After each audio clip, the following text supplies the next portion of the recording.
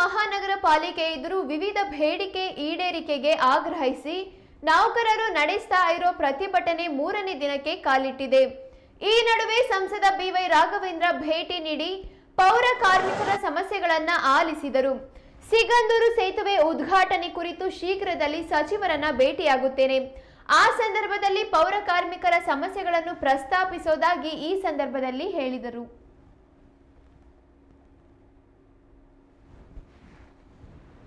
ಯಾತಕ್ಕಾಗಿ ಹೋರಾಟ ಬೇಕೇ ಬೇಕು, ಬೇಕೇ ಬೇಕು. ಯಾತಕ್ಕಾಗಿ ಹೋರಾಟ, ಎಲ್ಲಿಯವರೆಗೂ ಹೋರಾಟ ಬೇಕೇ ಬೇಕು. ಅಯ್ಯಯ್ಯೋ बोलो भारत माता की, बोलो भारत माता की.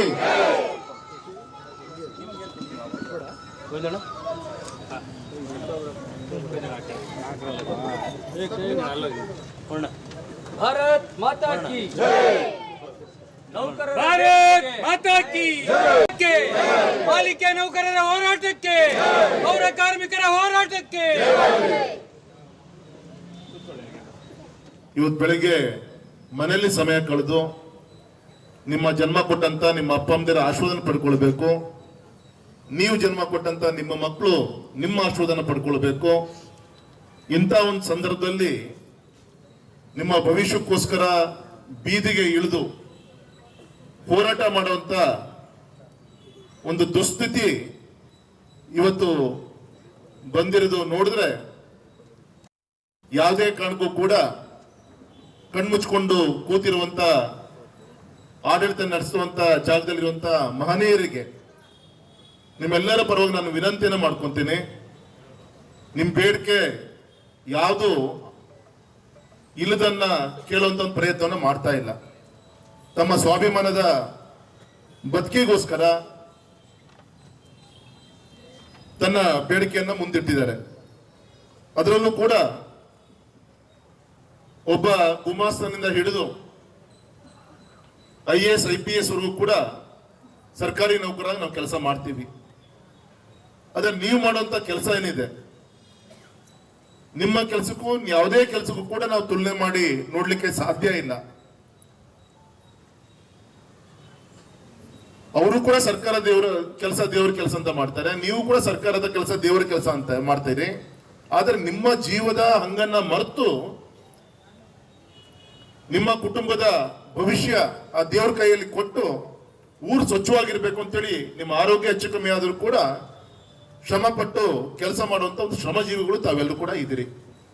ಹಾಗಾಗಿ ಈ ಸಂದರ್ಭದಲ್ಲಿ ನಾನು ಸರ್ಕಾರಕ್ಕೆ ವಿನಂತಿ ಮಾಡ್ಕೊಂತೀನಿ, ವಿಶೇಷವಾಗಿ ನಿಮ್ಮನ್ನ ಸಂಪೂರ್ಣವಾಗಿ ನಿಮ್ಮನ್ನ ಸರ್ಕಾರಿ ನೌಕರು ಅಂತೇಳಿ ಕನ್ಸಿಡರ್ ಮಾಡಲ್ಲ. ನಿಮ್ಮನ್ನ DC ಮುಖಾಂತರ ನಿಮ್ಮೆಲ್ಲರದ್ದು ಕೂಡ ಅಪಾಯಿಂಟ್ಮೆಂಟ್ ಪ್ರೋಸೆಸ್ ಆದರೂ ಕೂಡ ನೀವು ಮಾಡೋ ಸೇವೆ ಜನಾರ್ದನ ಸೇವೆ. ಹಾಗಾಗಿ ತಮ್ಮ ಬೇಡಿಕೆಗಳು ಮುಖ್ಯವಾಗಿ ವೃಂದ ನೇಮಕಾತಿಯ ನಿಯಮತಿ ತಿದ್ದುಪಡಿ ಆಗಬೇಕು, ಪ್ರಮೋಷನ್ ಆಗಬೇಕು.